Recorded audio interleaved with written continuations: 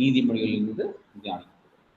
இப்போ நீதிமொழிகள் அப்படின்னு சொன்னாலே உங்க மனசுக்குள்ள வந்து ஒரு ஒரு ஒரு ஒரு பர்டிகுலரான ஒரு வேத வசனம் உங்களுக்கு ஞாபகம் வரும். எந்த வசனம் சொல்லுங்க பார்க்கலாம். கர்த்தருக்கு பயப்படுதலே ஞானத்தின் ஆரம்பம். கர்த்தருக்கு பயப்படுதலே ஞானத்தின் ஆரம்பம். சரிங்களா? ஓகே. கர்த்தருக்கு பயப்படுதலே ஞானத்தின் ஆரம்பம் அப்படின்னு. இது கர்த்தருக்கு பயப்படுதல் ஞானத்தின் ஆரம்பமாக, ஞானத்தின் அஸ்திவாரமாக இருப்பது ஏன்? அது முதல் கேள்வி. சரிங்களா? கர்த்தருக்கு பயப்படுதல் ஞானத்தின் ஆரம்பம் இல்லையா? இது வந்து கர்த்தருக்கு பயப்படுதல் ஞானத்தின் ஆரம்பமாக இருப்பது ஏன்? யாராவது சொல்ல முடியுமா? உங்களுக்கு தெரிஞ்ச விஷயங்கள் சொல்லுங்க. கர்த்தருக்கு பயப்படுதல் ஞானத்தின் ஆரம்பமாக இருப்பது ஏன்? என்ன காரணமா இருக்கும்? ஞானத்தின் உறைவிடமே ஆண்டவர் தான். ஞானத்தின் உறைவிடமே அவர் தானே. அவர் தான் எல்லாமே. ஓகே. ஞானத்தின் உறைவிடமே அவர் தான். அதனால வந்து இது என்ன புதிய கேள்வி அப்படிங்கிறீங்களா? கரெக்ட். சரி, அடுத்து வேற?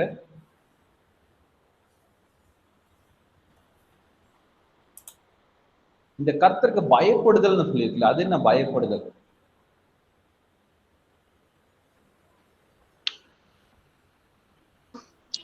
தீமையை வெறுக்கிறது தான் கர்த்தருக்கு பயப்படுதல்.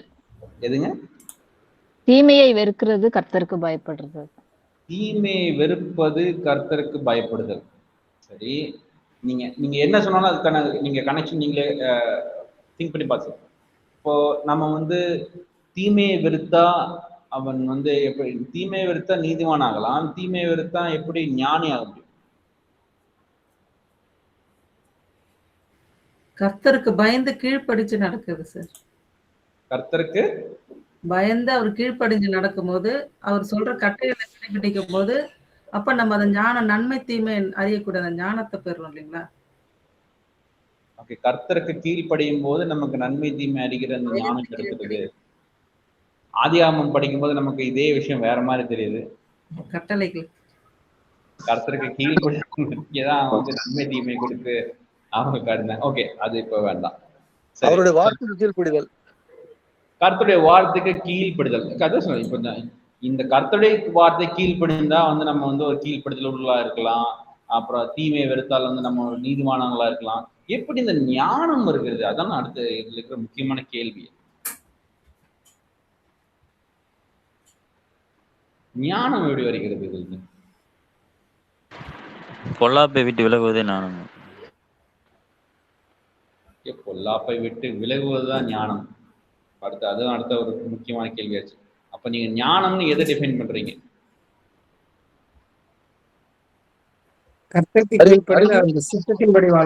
தேவனை அறிகிறது தான் ஞானம். தேவனுக்குரிய தெய்வத்தன்மைக்குரியது. ஞானம் பல இருக்குது. உலகத்து குறித்த ஞானமும் இருக்குது, தெய்வத்து குறித்த ஞானம், நீதி, உண்மை, அவருடைய ஆழ்த்துவம்.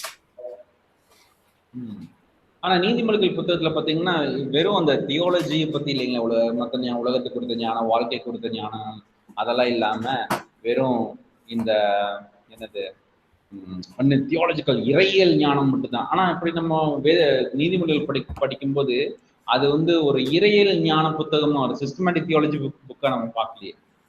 ஆனா அது எப்படி பண்ணா ஒரு வாழ்க்கைக்கான ஒரு ஒரு ஒரு புத்தகமா தான் அதை பார்க்குறோம். வாழ்க்கையில் நம்ம என்ன செய்யணும் அப்படின்னு தானே அதுல இருக்கே. இப்ப ஞானம்னு நம்ம என்ன எதை இருக்கிறோம்? யோபுல படிக்கும் பொழுது உபத்திரவத்தின் மத்தியில ஆண்டவரை கேள்வி கேட்காம அவர் யார் என்பதை அறிந்து விசுவாசித்து செயல்படுவதே மெய்யான ஞானமா இருக்குதுன்றது ஒரு காரியப்பட்டது. இப்போ ஓகே, ஒரு ஸ்டேஜ் நீங்க பக்கத்துல வந்துட்டீங்க. என்ன பண்ணணும்னா கர்த்தரை அறிந்ததனால் அவன் வந்து ஞானமா நடந்து கொண்டான் அப்படின்னு, அந்த ஞானம் நமக்கு வந்து கர்த்தரை அறிந்ததுனால் வந்து நடக்குது அப்படின்னு சொல்லி நம்ம வந்து இந்த யூடியூப்ங்களா. சரி, வெரி குட், நல்லா வந்துட்டீங்க. வேற யாராவது சொல்றீங்களா? தேவனை அறியும் அறிவு. தேவனை அறியும் அறிவு. ஓகே, அதே விஷயம் தான் அவரு சொன்னார், தேவனை அறிகிற இந்த அறிவு.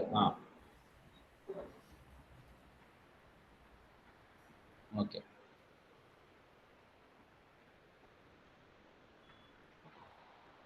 கர்த்தருக்கு கீழ்ப்படிந்து அவருடைய சித்தத்தின்படி நடக்கிறது. ஓகே, கர்த்தருக்கு கீழ்ப்படிந்து அவருடைய சித்தத்தின்படி நடக்குது. ஓகே, கர்த்தருக்கு கீழ்ப்படிதல் அப்படிங்கிற ஒரு விஷயம். ஓகே, இந்த சொல்ல ஆளுமை, அந்த அன்பு, அந்த அது தெய்வத்தை குறித்து தானா? ஓகே, கர்த்தருடைய இந்த ஆளுமை இல்லைங்களா, கர்த்தருடைய இந்த ஆளுமை. Okay, okay, very good. இதுல நம்ம வந்து பார்க்குற முதல் விஷயம் என்னன்னா, இந்த கர்த்தருக்கு பயப்படுதல் அப்படிங்கிறது, பயப்படுதல்ங்கிறது வந்து கர்த்தரை பார்த்து நம்ம வந்து அஞ்சி நடுங்குவது கர்த்தருக்கு பயப்படுதல் அல்ல. சில சமயத்துல வந்து கர்த்தருக்கு பயப்படுதல்னா கர்த்தரை பார்த்து அப்படியே நடுங்கிடணும். அப்படியே எப்படி நீ வந்து ஒரு சிங்கமோ புலியோ பார்த்தா நம்ம எப்படி பயப்படுவோமோ அந்த மாதிரி பார்த்து பயந்துடணும் அப்படின்னு வந்து சொல்ல நினைக்கிறேன். அது கிடையாது. இங்க பயப்படுதல் அப்படிங்கிறது எதை குறிக்கிறது? ஏதாவது ஒரு அஞ்சத்தக்க ஒரு விஷயத்தை பார்த்து பயப்படுறது, அதுதான் இதற்கு இங்க குறிப்பிடுகிறதா இந்த இடத்துல இந்த வேத பகுதி அப்படின்னு பார்த்தோம்னா அந்த உண்மை, அந்த பக்திக்குரிய காரியம். ஓகே, இது வந்து என்னன்னா, இது வந்து ரெவரன்ஷியல் ஃபியர் அப்படின்னு சொல்லுவாங்க. அதாவது இந்த தமிழ்ல இந்த மரியாதைக்குரிய, அல்லது மரியாதை கலந்த பயன் சொல்லுவாங்க இல்லையா, இந்த இடத்துல அப்போ அந்த மாதிரி ஒரு அந்த ரெவரன்ஷியல் ஃபியர் எப்போ ஒருத்தருக்குள்ள வரும் அப்படின்னா, இப்போ இந்த கர்த்தரை குறித்தான இந்த ரெவரன்ஷியல் ஃபியர், கர்த்தரை குறித்தான இந்த பயம், கர்த்தருக்கு பயப்படுதல் எப்படி வரும்னா, கர்த்தருடைய ஆளுமைன்னு யாரோ ஒருத்தர் நீங்க சொன்னீங்க, கர்த்தருடைய ஆளுமையை வந்து நம்ம உணர்ந்து கொண்டு அதற்கு மதிப்பளித்து, நம்பர் 1 கர்த்தருடைய ஆளுமையை உணர்ந்து கொள்ளுதல், 2வது வந்து கர்த்தரின் மேல் நம்பிக்கையா இருக்கு. சரிங்களா? இது வந்து வெறும் பார்த்து ஏதோ வந்து ஒரு இது சிங்கத்தோ புலியோ பார்த்த மாதிரி இல்லையா, ஒரு பாம்பை பார்த்த மாதிரி, பேயை பார்த்த மாதிரி பயப்படுறது, அந்த மாதிரி பயம் கிடையாது. இது கர்த்தருடைய ஆளுமையை வந்து நம்ம புரிந்து கொள்ளுதல். அப்ப 2வது பார்த்தீங்கன்னா கர்த்தரை நம் முழுமையாக நம்புதல். இப்படி இது வரும்போது கர்த்தர் மேல் நமக்கு வந்து இந்த பயபக்தி அப்படின்னு சொல்லுவாங்க இல்லையா, அந்த ரெவரன்ஷியல் ஃபியர் அது வர ஆரம்பிக்கும். இப்ப பார்த்து அப்படியே ஐயோ ஆண்டவரா பயமா இருக்கு அப்படிங்கிறது கிடையாது, இது ரெவரன்ஷியல் ஃபியர். அப்ப கர்த்தர் தான் வந்து இருக்கிறது, அவருடைய ஆளுமை தான் இருக்குது, இந்த உலகம் முழுவதும் அவருடைய ஆளுமை தான் இருக்குது, அவருடைய இறையாண்மை தான் இருக்கிறது அப்படின்னு தெரிஞ்சுக்கிறது. 2வது, அப்படி தெரிந்து கொள்ளும் போது கர்த்தரை குறித்து, கர்த்தருடைய குணாதிசயங்களை குறித்து, கர்த்தர் மேல் நம்ம வந்து ஒரு முழு நம்பிக்கையை நம்ம வைக்கிறோம். அப்படி முழு நம்பிக்கையை வைக்கிறது தான் வந்து இந்த ஃபியர் ஆஃப் த லார்ட் அப்படின்னு நம்ம சொல்றோம். இப்போ அப்படி அந்த கர்த்தருக்கு பயப்படுதல் இருந்தால் என்ன நடக்கும்? அதாவது கர்த்தருடைய இந்த சுப்ரீம் அத்தாரிட்டி, இந்த ஆளுகையை வந்து நம்ம புரிந்து கொள்ளுதல், அப்புறம் கர்த்தர் மேல் முழுமையாய் நம்பிக்கை வைத்தல், இந்த 2 விஷயம் நடக்கும்போது என்ன தெரியுங்களா நடக்கும்? கர்த்தருடனான சரியான உறவில் நம்ம வருவோம். Proper relationship with God. அப்ப என்ன ஆகுன்னா, கர்த்தருக்கு அந்த மரியாதையுடன் கர்த்தருக்கு பயந்து தன்னைத்தானே ஒப்பு கொடுக்கிறது. அப்ப என்ன ஆகும்னா, அந்த இடத்துல ஒரு விஷயம் முக்கியமா நடக்கும். கர்த்தர் மேல் நம்ம வந்து அந்த ஒரு மரியாதையுடன் இப்ப நீங்க ஒரு சில விஷயங்கள் வந்து நீங்க உங்க வீட்டிலேயே கூட இது நடக்கலாம். ஒருவேளை உங்க அப்பா வந்து நீங்க ஒரு விஷயம் ஒரு விதமா பண்ணலாம் அப்படின்னு நீங்க நினைச்சிருப்பீங்க. ஆனா உங்க அப்பா வந்து, தம்பி நீ அப்படி பண்ணிருப்பா அப்படின்னு சொல்லுவாரு. அப்ப நீங்க என்ன பண்ணுவீங்க? இல்ல நான் அது வேற மாதிரி பண்றேன், நீங்க சும்மா இருங்க அப்படின்னு சொன்னீங்களா? இல்ல, அவர் மேல அந்த ஒரு மரியாதை கலந்து இருக்கும்போது, பயம் இருக்கும்போது அவர் மரியாதை சரி அப்பா சொல்றாரு, அவர் சொல்றதுக்காக அவர் சொல்ற மாதிரியே செஞ்சிருவோமே, அவர் எப்படிதான் சொன்னாரு அதனால அவர் சொன்ன மாதிரி செஞ்சிருவோம் அப்படிங்கிற ஒரு நிலைக்கு வருவீங்கல்ல. அது ஏன் அப்படி வருவீங்கன்னா, நீங்க வந்து உங்க அப்பா வந்து அந்த ஸ்தானத்தில் இருக்கிறார், அந்த ஆளுமையில் இருக்கிறார் அப்படிங்கிறது நீங்க உணர்ந்து அவரோட சரியான உறவில் இருக்கும்போது தான் அந்த இடத்துல அதை நீங்க செய்ய முடியும். சரிங்களா? இந்த இடத்துல அந்த தந்தை அப்படிங்கிற அப்பாங்கிற பொசிஷன்லாம் ஆண்டவர் வச்சு நீங்க பாருங்க. அப்ப என்ன நடக்கும்? நீங்க ஆண்டவர் தான் இந்த சுப்ரீம் அத்தாரிட்டி, கர்த்தருக்கு தான் இந்த முழு ஆளுமையும் இருக்கிறது. அப்ப கர்த்தர் தான் எல்லா விஷயங்களையும் அவருடைய இறையாண்மைக்கு கீழ் தான் இருக்கிறது. ரெண்டாவது, அப்படி அதை உணர்ந்து கொண்டு கர்த்தர் மேல் முழுமையாய் நம்ம நம்பிக்கை வைக்கும் போது கர்த்தருடனான சரியான உறவில் நாம் வருகிறோம். அப்ப கர்த்தருடனான சரியான உறவில் வரும்போது கர்த்தருக்கு நம்ம கீழ்ப்படிய ஆரம்பிக்கிறோம். சரிங்களா? கர்த்தருக்கு அந்த கண்மூடித்தனமா கீழ்ப்படியது கிடையாது. கர்த்தருடைய சரியான உறவில் இருந்து கொண்டு கர்த்தருக்கு கீழ்ப்படியும் போது அப்ப என்ன பண்ணா, ஒரு சில சமயத்தில் நம்முடைய சிந்தனை, நம்முடைய இந்த யோசனை, நம்முடைய திட்டங்கள் எல்லாம் வந்து அந்த சமயத்துல ஒதுக்கி வச்சுட்டு ஆண்டவர் ஒரு விஷயம் சொல்லும் போது, இப்ப ஒரு விஷயம் நம்ம செய்ய போறோம், நமக்குன்னு ஒரு சிந்தனை திட்டம் இருக்கலாம். ஆனா வந்து ஆண்டவர் உங்களிடத்துல நீங்க இதை செய் அப்படின்னு சொல்லும் போது அந்த நம்முடைய திட்டத்தை ஒதுக்கி வைத்து விட்டு ஆண்டவர் நமக்கு சொன்ன காரியத்தை வந்து அதற்கு நம்ம கீழ்ப்படுகிறோம் இல்லையா? அது எப்போ வரும்னு பாத்தீங்கன்னா, ஆண்டவர் மேல ஆண்டவருடனான ஒரு சரியான உறவில் இருக்கும்போது, தேவனுடனான உள்ள அந்த சரியான உறவில் இருக்கும்போது தான் இப்படிப்பட்ட விஷயங்கள் நமக்கு நடக்கும். அப்ப என்ன நடக்கும்? முதலாவது கர்த்தருக்கு பயப்படுதல் அப்படின்னா கர்த்தருடைய ஆளுமையும் கர்த்தருடைய குணாதிசயங்களையும் கர்த்தரையும் வந்து முழுமையாக நம்ம வந்து என்ன பண்றது, விசுவாசித்தல். அப்படி நடக்கும்போது என்ன ஆகுன்னா, அவர் மேல நமக்கு வந்து அவருக்கு நம்ம வந்து கீழ்ப்படிந்தவர்களாயும் அவருடனான ஒரு நல்ல உறவு வரும். அந்த உறவின் மூலமாக நம்ம கர்த்தருக்கு பயப்படுவதுன்னா அந்த மற்ற பயம் கிடையாது, மரியாதையுள்ள பயம். அந்த பயத்தில் நாம் என்ன பண்றோம், அவருக்கு கீழ்ப்படிந்தவராயும் நம்முடைய சொந்த திட்டங்களை கூட ஒதுக்கி வைத்து விட்டு ஆண்டவருடைய திட்டங்களை செயல்படுத்துகிற அந்த மரியாதைக்குரிய பயம். அப்புறம் கர்த்தருடனான சரியான அந்த ஒரு தகப்பன் மகனுக்கு உண்டான ஒரு உறவை போல உறவு நமக்கும் தேவனுக்கும் வரும். அது வரும்போது என்ன ஆகுதுன்னா, இப்ப நீங்க இப்படி யோசிச்சு பாருங்க, எனக்குன்னு ஒரு திட்டம் இருந்துச்சு, ஆண்டவர் அதுக்கு பதிலாக அவருடைய திட்டத்தை சொன்னார். இந்த ரெண்டுல எந்த திட்டம் வந்து வெற்றியடைய வாய்ப்பு இருக்கு? உங்களுடைய சொந்த திட்டம் வெற்றியடைய வாய்ப்பு இருக்கா, இல்ல ஆண்டவர் கொடுத்த திட்டம் வெற்றியடைய வாய்ப்பு இருக்கா? ஆண்டவர் கொடுத்த திட்டம். கண்டிப்பா ஆண்டவர். ஏன் ஆண்டவர் கொடுத்த திட்டம் வெற்றியடைய வாய்ப்பு இருக்கிறது? அவர் சர்வ வல்லவர், எல்லா ஞானமும் உள்ளவர்.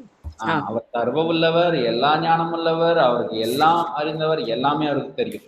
அப்போ அவரால் எல்லாம் செய்யவும் முடியும், எல்லா விஷயங்களும் அவருக்கு தெரியவும் செய்யும். அப்படிங்கும்போது நம்முடைய இந்த குறைந்த ஞானம், குறைந்த அறிவு, குறைந்த வல்லமையை வைத்துட்டு நம்முடைய திட்டத்தை செயல்படுத்துவதை விட ஆண்டவர் சொல்கிற அந்த காரியத்தை வந்து நம்ம செய்யும் போது ஆண்டோட சரியான உறவில் இருக்கும் போது நம்ம செய்ய முடியும். ஆண்டோட சரியான உறவில் இல்லை, எப்படி ஆண்டவர் நமக்கு சொல்லுவார்? எப்படி நம்ம ஆண்டவருடைய வார்த்தை கேட்க முடியும்? இப்ப நீங்க வந்து உங்களுடைய தந்தை வந்து உங்களுக்கு வந்து ஒரு நல்ல ஒரு ஞான போதனையா அதை சொல்றாரு, ஒரு நல்ல அட்வைஸ் கொடுக்குறாரு. நீங்க அந்த அட்வைஸ் கேட்டு நடக்கிறீங்க, உங்க வாழ்க்கையில வந்து ஒரு நல்ல விஷயங்கள் நடக்குதுன்னு வச்சுக்கோங்களேன். இப்ப உங்களோட தந்தையோட நல்ல உறவிலே கிடையாது, எப்படி நீங்க அவர்கிட்ட இருந்து நல்ல ஆலோசனைகள் பெற முடியும்? முடியாது இல்லையா? அப்ப என்ன பண்ணணும்னா, அவரோட நல்ல உறவில் இருக்க வேண்டும். அவருடைய நல்ல உறவில் இருக்க வேண்டும். என்ன பண்ணணும்? அவர் எப்படிப்பட்டவர், அவருடைய குணாதிசயங்கள், அவருடைய அதிகாரம் என்ன, அதை வந்து நம்ம முழுமையா ஏற்றுக்கொண்டிருக்க வேண்டும். அந்த பயபக்தியுடன் அந்த அதிகாரத்தை ஏற்றுக்கொண்டிருக்க வேண்டும். அப்பதான் வந்து உங்களுக்கு என்ன ஆகும்னா, உங்க வாழ்க்கைக்கு வெற்றிகரமான உங்க வாழ்க்கையின் வெற்றிக்கு தேவையான சில ஆலோசனைகளை அவர் நீங்க கொடுக்க முடியும். அதன்படிதான் அதுக்கப்புறம் தான் நீங்க அதில் நடந்து அந்த வெற்றியை நீங்க சுவைக்க முடியும் இல்லையா? அந்த மாதிரி நம்ம வந்து கர்த்தருக்கு என்ன பண்றோம், கர்த்தருடைய ஆளுமையை உணர்ந்து கர்த்தருடைய அந்த குணாதிசயங்கள் மேல் நம்பிக்கை வைத்து கர்த்தருடனான சரியான உறவில் இருக்கும்போது ஆண்டவர் என்ன பண்றாருன்னா, நமக்கு வழிகளை வந்து அவர் காட்டுகிறார். அப்போ ஒரு வழிகளை காட்டும்போது நம்ம கீழ்ப்படுகிறோம். அப்ப நம்ம அந்த வழிகளுக்காக நம்ம நம்முடைய திட்டங்களை தூக்கி எறிந்து விட்டு கர்த்தருடைய வார்த்தைக்கு கீழ்ப்படுகிறோம். அப்ப கர்த்தருடைய வார்த்தைக்கு கீழ்ப்படியும் போது நம்முடைய வாழ்க்கையில பல வெற்றிகளையும் பல விஷயங்களையும் இது பேர் என்ன, பிராக்டிக்கல் வைஸ் லிவிங் அப்படின்னு சொல்லுவாங்க. அந்த வெற்றிகளை வந்து நமக்கு கிடைக்க ஆரம்பிச்சிருச்சு. அப்போ வைஸ் லிவிங், அதாவது ஞானம் அப்படிங்கிற ஒரு விஷயம் இருக்குங்களா? ஞானம் அப்படின்னா என்னன்னா, ஒரு வெற்றிகரமான வாழ்க்கை வாழ்வது ஒரு ஞானம். இப்போ வந்து அறிவும் ஞானம், இந்த ரெண்டு விஷயம் இருக்கு. இந்த அறிவுக்கும் ஞானத்துக்கும் என்ன வித்தியாசம் சொல்லுங்க பார்க்கலாம்.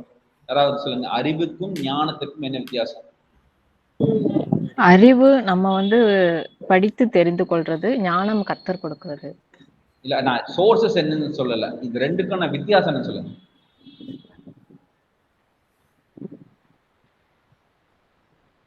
கற்றுக்கொண்ட ஞானத்தின்படி நடக்கிறதா அறிவு. புத்தியா, அறிவா, ஞானமா? ஞானத்தின்படி நடக்கிறது தான் அறிவா. ஓகே, வேற? ஞானம்ன்றது வந்து ஆண்டவர் நமக்கு தரது, அறிவுன்றது நம்ம படிச்சு உலக பிரகாரமா கற்றுக்கொள்வது.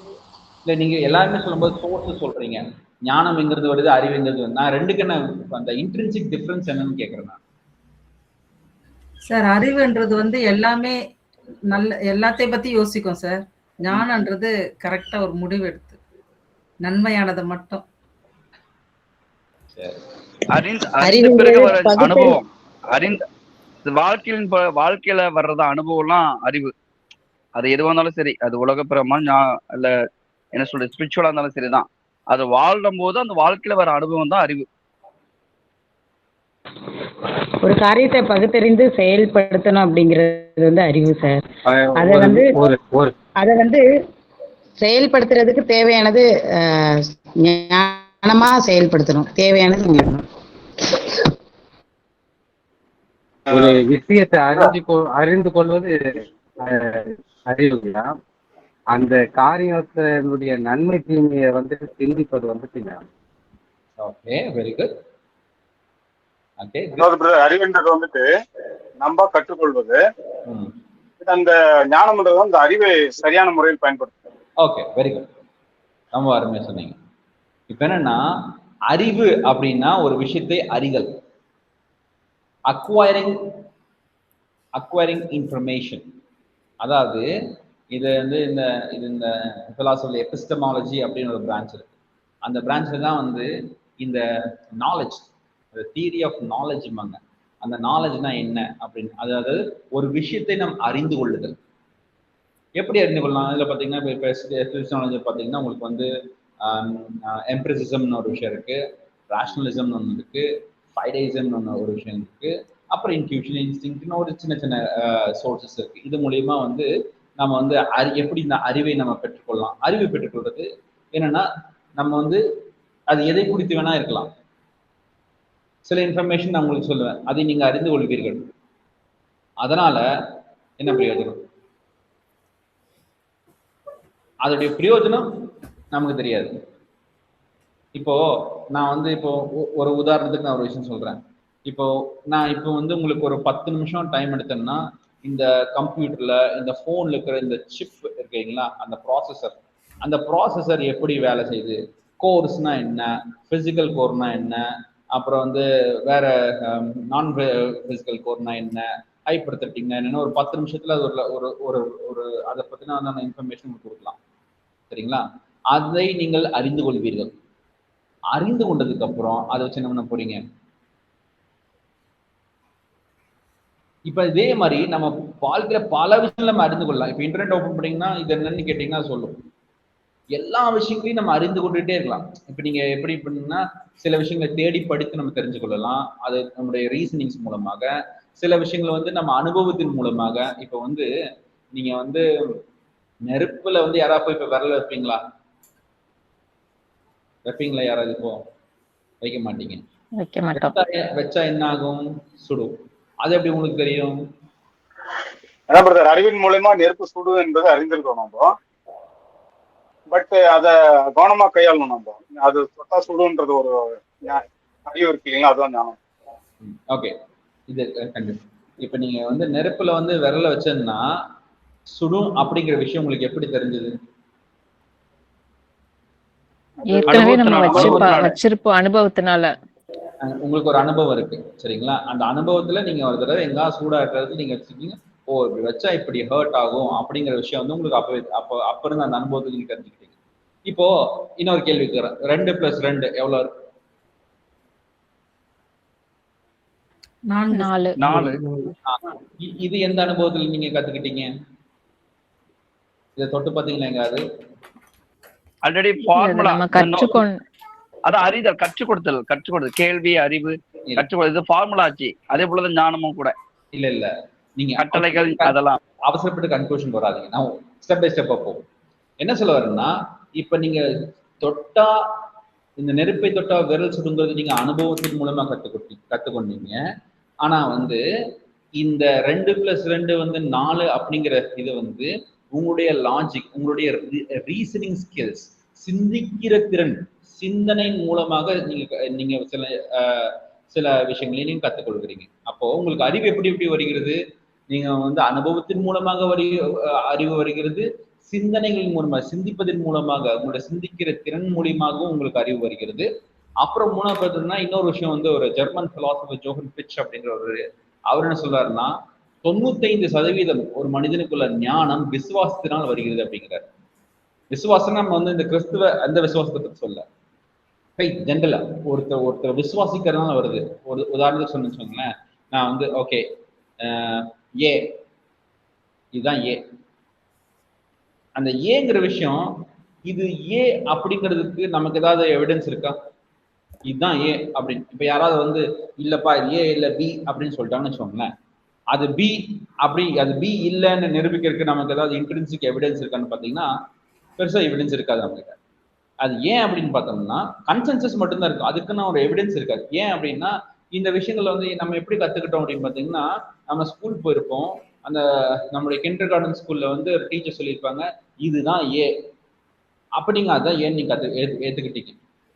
எப்படி? அந்த டீச்சர் மேல இருக்கிற நம்பிக்கை, அந்த டீச்சர் மேல இருக்கிற விசுவாசம், அதுதான் அதனுடைய ஆதாரத்தில் தான் நீங்க வந்து பண்ணிட்டீங்க அந்த அறிவை பெற்றுக்கொண்டீங்க.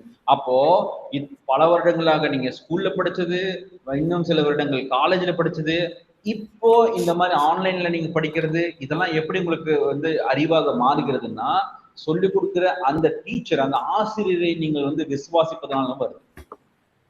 சரிங்களா? அப்போ வந்து எனக்கு வந்து இந்த ஸ்கூல்ல வந்து கணக்கு சொல்லி கொடுத்த இந்த வாத்தியாரை வந்து ஒரு ஃபார்முலா சொல்லி கொடுத்தாருன்னா ஓகே அவர் சொல்றாரு அதான் கரெக்ட், புக்கில் இருக்கு சரி அவரு அப்ப கரெக்டா தான் இருக்கும் அப்படின்னு சொல்லி எல்லா விஷயமும் நம்பிக்கை வைப்பதனால வருதான் அப்படின்னு சொல்றது ஜெர்மன் பிலாசபி. அதாவது என்ன, நான் என்ன சொல்ல வரேன்னா இப்படி பல தரப்பட்ட ஒரு சேனல்ல வந்து நம்ம என்ன பண்ணிக்கலாம்னா அறிவை பெற்றுக்கலாம், அதாவது அறிந்து கொள்ளலாம். அறிந்து கொள்ளுதல் அப்படிங்கிறது என்ன, ஒரு உண்மை இருக்கிறது, அந்த உண்மை பற்றியதான ஒரு விவரம் உங்களுக்கு தெரிய வருகிறது, இது பேர் தான் அறிதல். Just knowing the truth is knowledge. சரிங்களா? ஒருவேளை நீங்க அது நீங்க அறிந்து கொள்ளலைன்னா உண்மை அங்கதான் இருக்கு, அந்த ட்ரூத்துங்கிற விஷயம் அங்கேயே தான் இருக்கும், அப்படியே தான் இருக்கும், அதுல மாற்றம் இருக்காது. ஆனா என்னன்னா உங்களுக்கு தெரியாம போயிடும், அதை பத்தி இதுதான் உண்மை அப்படிங்கிற விஷயம் உங்களுக்கு தெரியாம போயிடும். அப்போ இந்த டேட்டா, அதாவது இதுதான் உண்மை அப்படிங்கிற விஷயத்த வந்து அதை பத்தின ஒரு அவேர்னஸ் நமக்கு வருது இல்லைங்களா, அதுதான் வந்து அறிதல், அதுதான் வந்து நாலேஜ். ஆனால் ஞானம் அப்படிங்கிற விஷயம் என்னன்னா, இப்ப நீங்க உங்களுடைய அவேர்னஸ் இருக்கு இல்லைங்க, பார்த்தா பல விஷயங்கள் வந்து உங்களுடைய அந்த டேட்டா உங்க மைண்ட்ல இருக்கு பார்த்தீங்க, இதுன்னு எல்லாத்தையும் பத்தி நீங்க அதனுடைய எல்லா உண்மைகளை குறித்து நீங்க உங்களுக்கு ஒரு அவேர்னஸ் இருக்கு இல்லைங்களா, அந்த அவேர்னஸை பயன்படுத்தி எப்பொழுது எந்த நாலேஜை எந்த இடத்துல எப்படி பயன்படுத்தலாம் நீங்க வந்து ஒரு சக்சஸ்ஃபுல் லைஃப், ஒரு வெற்றிகரமான வாழ்க்கையை வாழலாம் அப்படிங்கிற நீங்க இதுக்கு வருவீங்க இல்லையா, அதுக்கு பேர் தான் ஞானம். உங்களை பல பேர் நீங்க சொன்னீங்க அந்த அறிவை சரியான முறையில் பயன்படுத்தி ஒரு வெற்றிகரமான வாழ்க்கையை வாழ்வதே ஞானம் அப்படின்னா, சரிங்களா? அப்போ ஞானம் நமக்கு என்ன பண்ணுகிறதுனா சரியான முடிவெடுத்தலையும் சரியான வெற்றிகரமான வாழ்க்கை பாதையில செல்றதுதான் அந்த ஞானம் அப்படிங்கிற விஷயத்தை நமக்கு. அது வந்து பாத்தீங்கன்னா வெறும் இந்த இறையியல்ல மாத்திரம் கிடையாது, நம்முடைய முழு வாழ்க்கையும் இறையியல் பாத்தீங்கன்னா இறையிலே நம்முடைய முழு வாழ்க்கையும் வந்து என்கம்பஸ் பண்றது அந்த தியாலஜி அப்படிங்கிறது. சரிங்களா? அதனால வந்து இதுல இருந்து நம்ம தெரிஞ்சுக்கிற விஷயம் என்னன்னா, அறிவு நமக்கு பல விஷயங்களை வந்துகிட்டே இருக்கும், இன்ஃபர்மேஷன் நமக்கு வந்துகிட்டே இருக்கும். ஆனால் எந்த இன்ஃபர்மேஷனை எந்த சமயத்துல எப்படி எந்த இடத்துல நீங்க பயன்படுத்தினா எப்படி சக்சஸ்ஃபுல்லா நீங்க ஒரு வெற்றிகரமான வாழ்க்கையை வாழலாம் அப்படிங்கிறதே வந்து ஞானம். இதுதான் வந்து ஞானமாய் நடந்து கொள்வது அப்படின்னா, எல்லா விஷயத்தையும் தெரிஞ்சு அந்த அறிவுக்கு தகுந்தாற் போல் அந்த அறிவை சரியான இடத்தில் சரியான சூழ்நிலையில் சரியான விதத்தில் பயன்படுத்தினா என்றால் நீங்க வந்து ஞானமாய் நடந்து கொள்வது அப்படின்னு சொல்லுவாங்க. புரியுதுங்களா? இப்போ அடுத்து நம்ம ரெண்டு விதமா பிரிக்கலாம். உலக பிரகாரமான ஞானம், தெய்வீக ஞானம், இந்த ரெண்டுக்கும் வித்தியாசம் இருக்கு. ஏன் வித்தியாசம் இருக்குன்னு சொல்றேன் பாருங்க. உலக பிரகாரமான ஞானம் உலக அறிவுல எவ்வளவு இன்ஃபர்மேஷன் இருக்கோ அந்த அறிவின் அடிப்படையில் வருகிறது இந்த உலக பிரகாரமான ஞானம். ஆனால் தெய்வீக ஞானம் என்பது தேவனுடைய அறிவு எவ்வளவு இருக்கோ அந்த அறிவிலிருந்து வருகிறது தெய்வீக ஞானம். ஓகே, சோ இப்போ நம்ம என்ன பண்ணலாம்னா, இப்போ இந்த இந்த நீதிமொழிகள் நமக்கு கற்றுக் கொடுக்கறது என்னன்னா இந்த தெய்வீக ஞானம். இப்ப என்னன்னா தெய்வீக ஞானம்னா கர்த்தருடைய அறிவில் இருந்து கர்த்தர் நமக்கு ஞானமாய் போதிப்பதை நாம கீழ்ப்படிந்து அதன்படி நடந்தால் நம்முடைய வாழ்க்கை இன்னும் வெற்றிகரமாக இருக்கும் அப்படிங்கறத விஷயம். இப்ப வெற்றிகரமாக அப்படிங்கிறது வெறும் இந்த உலக பிரகாரமான ஆசீர்வாதம் இல்ல பொருளாதாரம் மாத்திரம் கிடையாது. ஒருவேளை அதுவும் உள்ளடக்கம், ஆனால் அதையும் தாண்டி அந்த நித்திய ஜீவன் வரைக்கும் நமக்கு இருக்கக்கூடிய அந்த ஒரு வாழ்க்கையில வெற்றிகரமாக அமைய வேண்டும் என்றால் கர்த்தருக்கு கீழ்ப்படிந்து நடப்பதே அதற்கு ஒரு முக்கியமான ஒரு ஒரு ஒரு துவக்கமா இருக்கும். புரியுதுங்களா? இப்போ எனக்கு ஒரு ஒரு ஒரு 100 இன்ஃபர்மேஷன் இருக்கு. அந்த 100 நாலேஜை எப்படி நான் சரியா பயன்படுத்துறேனோ அது என்னுடைய அது ஒரு அது இருக்கிற ஒரு ஞானம். இப்போ என்கிட்ட 1000 இன்ஃபர்மேஷன் 1000 நாலேஜ் இருக்கு. அந்த 1000 இன்ஃபர்மேஷன் பயன்படுத்தி நான் என்னோட இருக்கிற ஞானம், அந்த ஞானம் இன்னும் பெட்டரா இருக்கு இல்லைங்களா? அப்ப அதே மாதிரி மனிதனுடைய அறிவை வைத்து அவனுடைய ஞானம், உலக பிரகாரமான ஞானம், அதுக்கு ஒரு லிமிட் தான் இருக்கு. ஆனாலும் அந்த அறிவை எப்படி சரியா பயன்படுத்தணும் அப்படிங்கிறது ஆண்டவர் கொடுக்குற அந்த வரம் தான். ஆண்டவர் கொடுக்காம ஆண்டவர் சிந்திக்கிற திறனை நம்ம கொடுக்கலன்னா அந்த அறிவை நம்மளால சரியா பயன்படுத்த முடியாம போயிருக்கலாம். இது ஆண்டவர் நமக்கு சிந்திக்கிற, அதாவது நம்ம கர்த்தருடைய நம்ம we are created in the image of God, right? Image and likeness of God. அது என்னன்னா கர்த்தருடைய சாயலில் நம்ம சிருஷ்டிக்கப்பட்டிருக்கிறோம். அதானே தமிழ்ல என்ன வரும் சொல்லுங்க? எஸ் சார், கரெக்ட் தான், கரெக்ட். கர்த்தருடைய சாயல் நம்ம சிருஷ்டிக்கப்பட்டிருக்கோம்.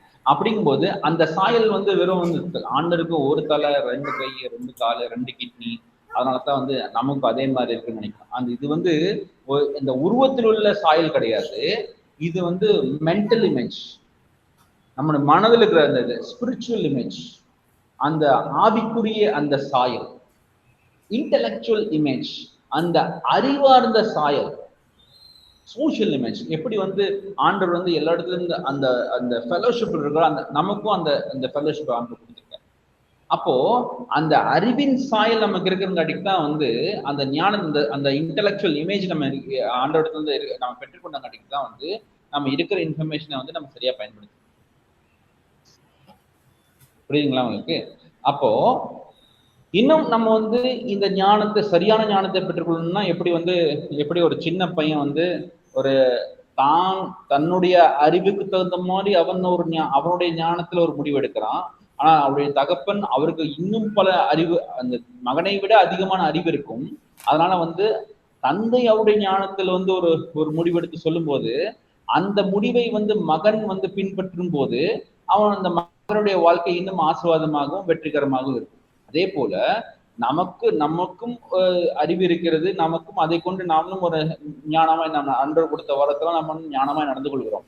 ஆனால் ஆண்டவருடைய அந்த அறிவை கேட்டப்போ ஆண்டவருடைய அந்த தெய்வீக ஞானத்தை பின்பற்றும் போது, அதாவது ஆண்டவர் கீழ்ப்படியும் போது அந்த தெய்வீக ஞானம் நமக்கு கிடைக்கும். அப்ப ஆண்டவருக்கு கீழ்ப்படியும் போது அந்த ஆண்டவருடைய தெய்வீக ஞானத்துல நம்ம என்ன பண்றோம், நடக்கிறோம். ஆண்டவருக்கு கீழ்ப்படுகிறது அப்படின்னு நினைச்சோம்னா, சில பேருக்கு ஆண்டவருக்கு அடங்கி இருக்கிறது தான் ஆண்டவருக்கு கீழ்ப்படிதல் அப்படிங்கறது நினைக்கிறோம். கீழ்ப்படிதல்னா என்னன்னா, நான் என்னுடைய சிறந்த வழியில் நடக்காம ஆண்டவருடைய சிறந்த வழி எனக்கு அவர் சொன்னாரு, அந்த பெட்டர் வே, நான் நடக்கிற வழியை காட்டிலும் இன்னும் சிறந்த வழியில் நடப்பதுதான் கீழ்ப்படிந்து நடப்பது. சில பேர் கீழ்ப்படிதல் அப்படிங்கிற அந்த வார்த்தை கொஞ்சம் நெகட்டிவா இருக்கு. கீழ்ப்படுதுன்னா இப்படி நாம யாருக்குமே அடங்க மாட்டோமே, யாருக்குமே நம்ம அடிபணிஞ்சு போக மாட்டோமே, எப்படி நம்ம இங்க மட்டும் அடி பண்ணு அப்படிங்கிற மாதிரி ஒரு அந்த வார்த்தைக்கு சில டைம் ஒரு நெகட்டிவ் கனெக்டேஷன் இருக்கும். ஆனா அது உண்மைன்னு பார்த்தீங்கன்னா அது நெகட்டிவ் கனெக்டேஷன் கிடையாது. அது என்னன்னா, ஆண்டவருக்கு நம்ம கீழ்ப்படிதல் அப்படிங்கிறது நாம் தேர்ந்தெடுத்த பாதையை விட ஆண்டவர் தேர்ந்தெடுத்த இன்னும் அற்புதமான பாதையில் நம்ம நடப்பதுதான் கீழ்ப்படிதல். அப்படி ஆண்டவர் ஆண்டவர் தேர்ந்தெடுத்த அந்த அற்புதமான பாதையில் நடப்பதுதான் நமக்கு அதுதான் ஞானம். அப்பதான் அதுதான் வந்து நமக்கு வந்து நல்ல வெற்றி, நம்முடைய வாழ்க்கையோட நம்மளோட வாழ்க்கையை வந்து வெற்றி பாதையில கொண்டு போய் நம்ம சேரும். அது அது வந்து அது அது எப்படிப்பட்ட வெற்றியா இருக்கலாம், உலக பிரகாரமான வெற்றி, சரீர பிரகாரமான வெற்றியா இருக்கலாம், பொருளாதார வெற்றியாகவும் இருக்கலாம், ஆவிக்குரிய வெற்றியா இருக்கலாம், நித்திய ஜீவனை கொடுத்துதான் இருக்கலாம். எல்லாமே என் கேம்பஸ். ஒரு மனிதனுடைய முழு வாழ்க்கையும் உள்ளடக்கியது தான் அந்த ஒரு ஞானமான அந்த வாழ்க்கை அப்படிங்கிறது. சரிங்களா? இப்ப இந்த நீதிமொழிகள் புத்தகத்துல வந்து என்ன பண்றோம்னா, அந்த வேதாகமத்தில் அந்த தெய்வீக ஞானத்தின் அடிப்படை என்னென்ன அப்படிங்கிறது தான் வந்து இதுல என்னன்னா, தேவனுடைய திட்டத்தின்படி திறமையாக வாழ்வதற்கான முறையான வழிகாட்டி தான் இந்த நீதிமொழிகள் புத்தகம். இப்ப நான் சொன்ன பாத்தீங்களா, நம்முடைய திட்டத்தின்படி அல்ல, தேவனுடைய திட்டத்தின்படி திறமையாக வாழ்வதற்கான முறையான வழிகாட்டி தான் இந்த நீதிமொழிகள் புத்தகம். இப்ப நீங்க என்ன பண்ணா, உங்களுடைய வாழ்க்கையில வந்து பாத்தீங்கன்னு வச்சுக்கோங்களேன், ஒவ்வொரு நாளும் பிரச்சனைகள் நீங்க சந்திப்பீங்க. இல்லாட்டி நீங்க வந்து ஒவ்வொரு நாளும் வந்து நீங்க வந்து ஒரு நீங்க நீங்க டெசிஷன்ஸ், நிர்ணயங்கள் நீங்க செய்ய வேண்டியதா இருக்கு. இப்போ ஒரு ராபர்ட் ஃப்ராஸ்ட் அப்படின்னு ஒரு ஆங்கில கவி, யாராவது அவருடைய அந்த போயம் படிச்சிருக்கீங்களா? ராபர்ட் ஃப்ராஸ்ட் கேள்விப்பட்டிருக்கீங்களா? Robert Frost, the road not taken. இல்ல சார். ஓகே, இந்த Robert Frost father of English poet. அவர் என்னன்னா, ஒரு த ரோட் நாட் டேக்கன் அப்படின்னு ஒரு ஒரு போயம் அவர் எழுதியிருக்காரு. அருமையா அந்த ஒரு நல்ல போயம். அது என்ன இருக்குன்னா, அது ஒரு கதை. அந்த ஒரு கதை ஒரு ஒரு ஒரு விஷயம் தான் வந்து அதுல அந்த போயிட்ரி எழுதியிருக்காரு. The two roads diverged in a yellow and I'm sorry I could not travel both அப்படின்னு அந்த போயம் தொடங்கும். இந்த போயம் முடியும் போது and that has made all the difference. இதனுடைய சாராம்சம் என்ன அப்படின்னு நான் சொல்றேன். அதாவது இந்த இந்த போயிட், இந்த கவி வந்து நடந்து போறாரு ஒரு இடத்துல, எல்லோ அப்படிங்கிற அந்த இடத்துல என்ன நடக்குதுன்னா, இந்த அவர் போகிற இந்த பாதையை ரெண்டாக பிரிக்கிறது. சரிங்களா? அப்படி ரெண்டாக பிரியும் போது அவர் யோசிக்கிறார், இப்ப நான் எந்த பாதையில போகிறது அப்படின்னு யோசிக்கிறார். அப்ப ரெண்டு பாதையும் ஆராய்ந்து பார்க்கிறார். ஒரு பாதை ரொம்ப நல்லா அகலமான விசாலமான பாதையா இருக்கிறது, இன்னொரு பாதை கொஞ்சம் குறுகலான பாதையா இருக்குது. அதுல அந்த பாதையில புல்லும் முளைக்க ஆரம்பித்து விட்டது. அப்படின்னு அதுக்கு என்ன அர்த்தம்? அந்த பாதையில் செல்கிறவர்கள் மிக குறைவானவர்கள், இந்த பாதையில வந்து ரொம்ப அதிகமானவர்கள் போகிறார்கள் அப்படின்னு வந்து நம்ம அதுல அவர் வந்து பார்க்கிறார். அப்ப இந்த ரெண்டு பாதையை குறித்து அவர் ஆராய்கிறார். அப்படி ஆராயும் போது ஒரு விஷயம், சரி ஒருவேளை நான் ஒரு பாதையை நான் தேர்ந்தெடுத்தால் அந்த பாதை இதே மாதிரி இன்னொரு இடத்துல கொண்டு போய் என்ன எடுத்து அங்கிருந்து நான் இன்னொரு முடிவு எடுக்க வேண்டியது. அப்ப அது வேற ஒரு ஒரு பாதைக்கு என்ன கொண்டு போய்விடும், அது வேறொரு பாதைக்கு கொண்டு போய்விடும். ஆனால் நான் இன்னைக்கு இந்த இடத்துல நான் எடுக்கிற முடிவுக்கு வந்து நான் திரும்பி வர முடியாது. ஏன்னா இந்த காலமும் இது கடந்து போயிடும். அப்ப நான் இங்க வர முடியாது. அப்ப நான் வந்து ரொம்ப தேர்ந்து ரொம்ப தெளிவா நான் வந்து இந்த முடிவு, நான் வந்து இந்த பாதையை நான் தேர்ந்தெடுக்கிறேன். நான் ரெண்டு பாதையில ஒன்னா போக முடியுமா? போக முடியாது. எப்படி ஒரு மனுஷன் ரெண்டு ரோடு போகுது, ரெண்டு ரோட்லயும் சேர்ந்து நடந்து போக முடியுமா? போக முடியாது. அப்ப என்ன பண்ணா, நான் எந்த பாதையை தேர்ந்தெடுத்தேனோ அந்த பாதைக்கு தகுந்த மாதிரிதான் என்னுடைய வாழ்க்கை மாறியது. அதான் முடிக்கும்போது and that has made all the difference அப்படின்னு அந்த கவிதை முடிக்கிறார். அப்போ ஒவ்வொருவருக்கும் நாம் என்ன பண்ணோம், ஒவ்வொரு நாளும் எண்ணற்ற முடிவுகளை எடுக்கிற சூழ்நிலை வந்துருக்கு. காலையில எந்திரிக்கிறீங்க, அலாரம் அடிக்குது, அடிக்கும் போதே வந்து இப்பவே எந்திரிக்கலாமா இல்ல ஒரு 10 நிமிஷம் ஸ்னூஸ்ல போட்டு திரும்பி எந்திரிக்கலாமா, அங்கேயே ஒரு முடிவு. அப்போ ஒவ்வொரு விஷயங்கள் நம்ம செய்யும் போது நமக்கு வந்து இந்த முடிவுகள் வந்து என்ன பண்றோம், நம்ம வந்து முடிவுகள் எடுக்க வேண்டிய ஒரு விஷயம் இருக்கு. ஆனா இன்னொரு விஷயம் என்னன்னா, ஒவ்வொரு முடிவுக்கும் ஒவ்வொரு விளைவுகளும் இருக்கும். எந்த முடிவு எடுத்தாலும் அந்த முடிவுக்கான விளைவுகளும் நம்ம இருக்கும். அப்படின்னு என்னன்னா, இந்த சரியான முடிவெடுத்தல், அந்த சரியான முடிவெடுத்தலுக்கு என்ன வேணும்னா சரியான ஞானம் வேண்டும். சரியான ஞானம் இல்லைன்னா சரியான முடிவெடுத்தல் இருக்காது. அப்போ வந்து ஒவ்வொரு நாளும் நடக்கிற இந்த எண்ணற்ற முடிவுகளுக்கு வந்து அந்த அந்த அப்போ வந்து என்னன்னா, நம்முடைய வாழ்க்கையின் தரம் எப்படி இருக்க போகுதுன்னா, நம்ம எப்படிப்பட்ட அந்த மெய்யான ஞானத்தை வைத்து நம்ம எடுத்த அந்த முடிவுகள் இருக்கு இல்லைங்களா, அந்த முடிவுகளை பொறுத்தே நம்மளுடைய வாழ்க்கையின் தரமும் அமைகிறது. கல்வி இருக்கு, அறிவு இருக்கு, தகவல்கள் இருக்கு. சரிங்களா?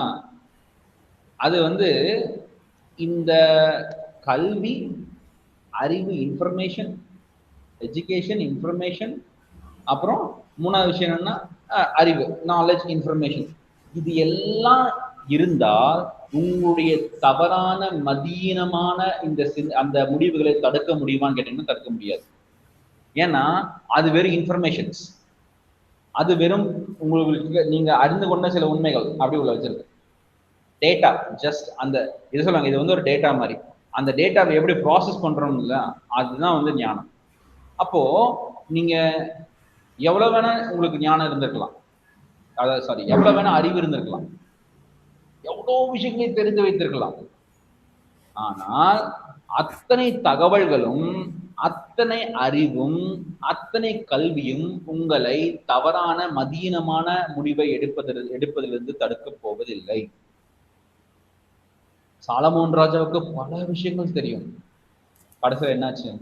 கர்த்தருக்கு கீழ்ப்படுதல், கர்த்தருடைய அந்த உறவு அப்படின்னு அதை விட்டு வெளியே வரும்போது முடிஞ்சுங்களா? உலகத்துல இருக்கிறதுலே ஞானவான் என்ற பேர் எடுத்தா அந்த சாலமோனும் கடைசி நேரத்துல ஒரு சமயத்துல அந்த கர்த்தருடைய உறவுல இருந்து விலகி இருக்கும்போது நம்ம என்ன பண்றோம்? அந்த ஞானமான இந்த வாழ்க்கை அப்படிங்கிற விஷயத்த வந்து இருந்து நம்ம விலகி போயிடுறோம்.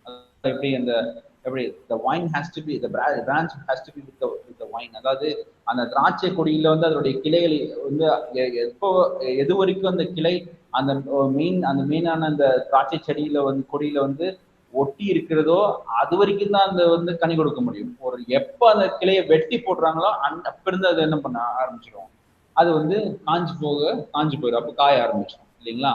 அதே மாதிரி நம் கர்த்தருடைய சரியான உறவு, அதனால தான் நான் ஆரம்பிக்கிறேன். இந்த கர்த்தருக்கு பயப்படுதல் என்ன? கர்த்தருடைய ஆளுமை உணர்ந்து கொள்ளுதல், கர்த்தர் மேல் நம்பிக்கை இருத்தல், அதன் மூலமாக கர்த்தருடனான சரியான உறவில் இருத்தல். கர்த்தருடனான சரியான உறவில் இருக்கும்போது நம்முடைய முடிவுகள், நம்முடைய சிந்தனைகள், நம்முடைய திட்டங்களை ஒதுக்கி வைத்து விட்டு கர்த்தருடைய வார்த்தைக்கு கீழ்ப்படிதல். அப்படி கீழ்ப்படியும் போது என்ன பண்ணணும்னா நாம் இன்னும் சிறப்பான ஞானத்தின், சிறப்பான கர்த்தருடைய திட்டத்தின்படி நம்முடைய வாழ்க்கையை நகர்த்துகிறோம். நமக்கு ஒரு வெற்றிகரமான வாழ்க்கை நமக்கு கிடைக்கிறது. அப்போ ஒரு நல்ல அதுதான் வந்து மெய்யான ஞானத்தில் நடப்பது. அப்ப அந்த மெய்யானத்தில் ஞானத்தை நடப்பதை பொறுத்துதான் நம்முடைய வாழ்க்கையின் தரம் வந்து அமையும். ஆனா வெறும் இந்த இன்ஃபர்மேஷன்ஸ், கல்வி, அறிவு, தகவல் இதை மட்டும் வச்சுட்டு நம்ம வந்து என்ன பண்ண முடியாது? நம்முடைய இந்த மதீனமான முடிவுகளை தடுக்க அவை போதுமானது அல்ல. அப்ப என்னன்னா மெய்யான ஞானம் என்பது சாதாரண அறிவு இல்லை. அது என்னது?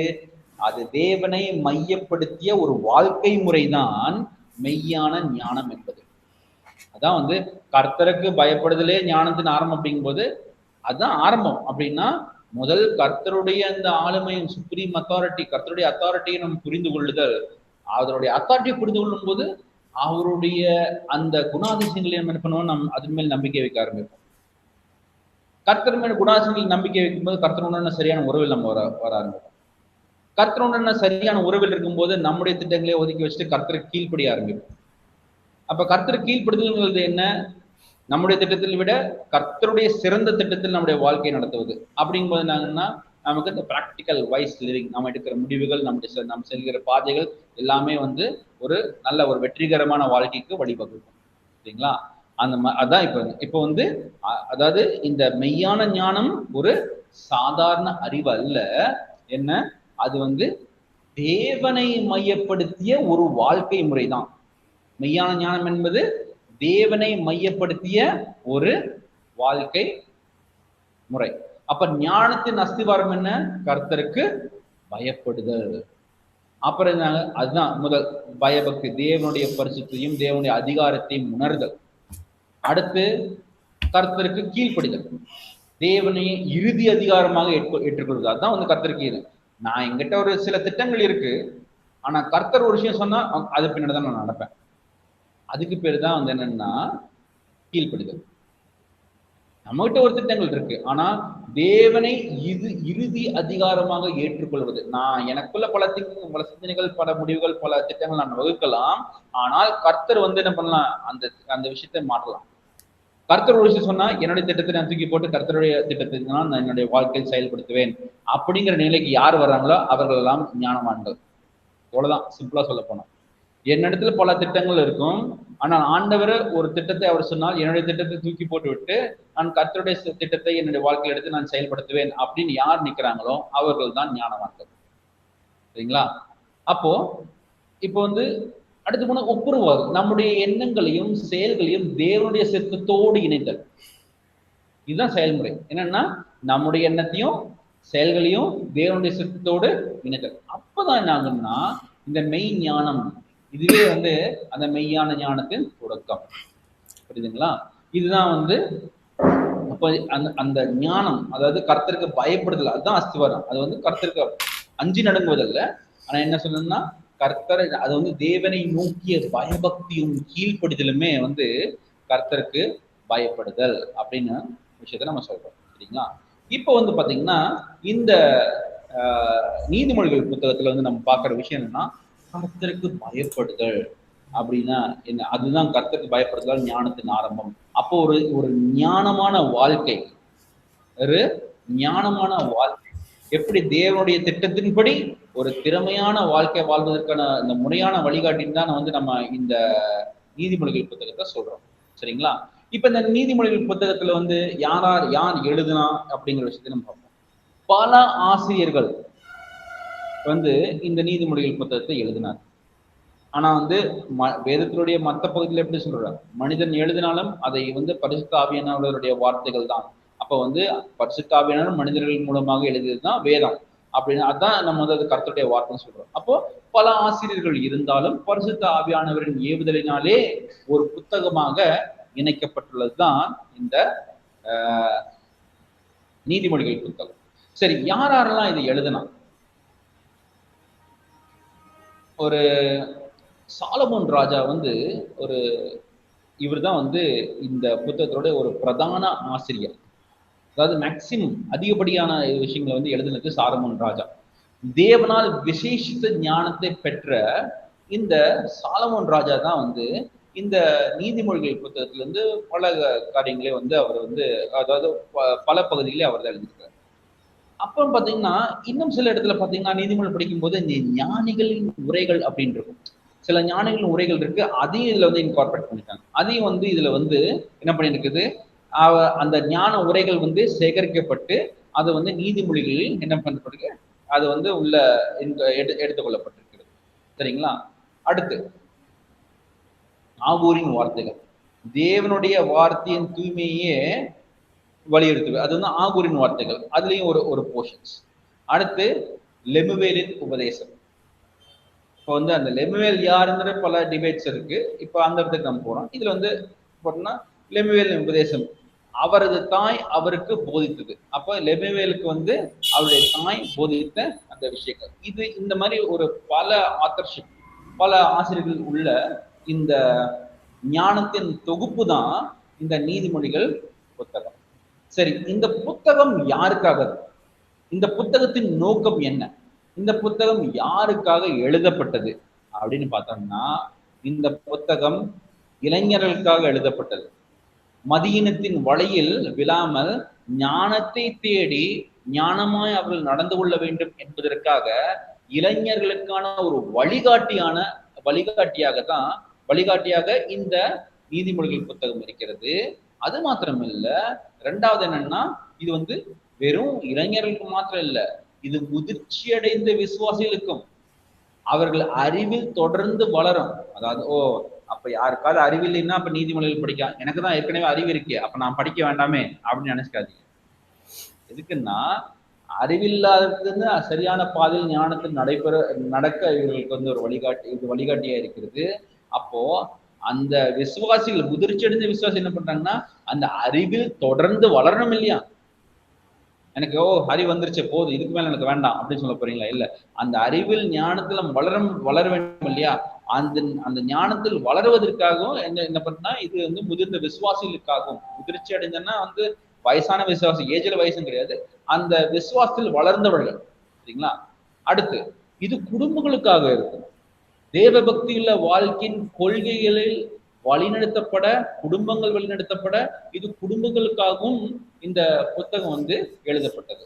அடுத்து முக்கியமான விஷயங்கள், நீதியான முடிவுகளை எடுக்க, முக்கியமான சமயங்கள் சரியான பாதையில் நேர்த்தியா நடக்க தலைவர்களுக்காக இந்த புத்தகம் எழுதப்பட்டிருக்கு. இளைஞர்களாக இருந்தாலும் சரி, முதிர்ச்சி அடைந்த விசுவாசிகளாக இருந்தாலும் சரி, குடும்பங்களாக இருந்தாலும் சரி, தலைவர்களாக இருந்தாலும் சரி, எல்லோருக்கும் எழுதப்பட்ட இந்த புத்தகம் தான் நீதிமொழிகளின் புத்தகம். இதனுடைய நோக்கம் என்ன? இந்த புத்தகம் ஞானத்தை போதிப்பது, ஞானம், உபதேசம், முன் யோசனை, விவேகம் ஆகியவற்றை ஆகியவற்றை நமக்கு போதிப்பதற்காக தான் இந்த இந்த நீதிமொழிகளின் புத்தகம் எழுதப்பட்டிருக்கிறது. சரிங்களா? அடுத்து இப்ப நம்ம பாக்குறோம்னா இதுல நம்ம ஆரம்பத்துல பார்த்த மாதிரி இந்த உலக பிரகாரமான இந்த உலக அறிவுக்கும் வேதாகம ஞானத்திற்குமான வித்தியாசத்தை நம்ம சீக்கிரமா பார்க்கிறோம். சரிங்களா? உலக அறிவும் வேதாக ஞானமும் இந்த இரண்டுக்கும் இடையே உள்ள வித்தியாசம் என்ன அப்படிங்கிற விஷயத்தையும் நம்ம பார்க்கிறோம். சரிங்களா? இந்த உலக அறிவின் அடிப்படை என்ன? உலக அறிவுன்னு சொல்றீங்களா, அதனுடைய அடிப்படை என்ன? உலகத்தை குறித்து அறிந்து நம்ம வாழ்க்கைக்காக நம்ம உலக சர்வைவல் பண்றதுக்காண்டி என்னென்னமா நடக்கிற ஒவ்வொரு நாளைக்கும் ஒவ்வொரு குறித்து அறிஞ்சிட்டே இருப்போம் புதுசு புதுசா. அதெல்லாம் நம்ம வாழ்வை சர்வைவல் பண்றதுக்காண்டி. அது எல்லாமே தேவனுக்குள்ள காரியம் தான். தேவனுடைய படைப்பை டெய்லி நம்ம கண்டுபிடிச்சு அதை வாழ்வியல் வாழ்றதுக்காக தேவன் நமக்கு வாழும்படியா கொடுத்ததை அவ்வப்பொழுது நம்ம கண்டுபிடிக்கிறோம், வாழ்வியல் பயன்படுத்திக்கிறோம். அவ்வளவுதான். அது உலகத்துல இருக்கிறதுனால உலகத்துக்கு பயன்படும். ஆனா பரலோகத்துக்கு தேவ ஞானம் தான், தேவ ஞானத்துப்படி வாழ்றது மட்டும்தான். Okay, very good. வேற யாராவது?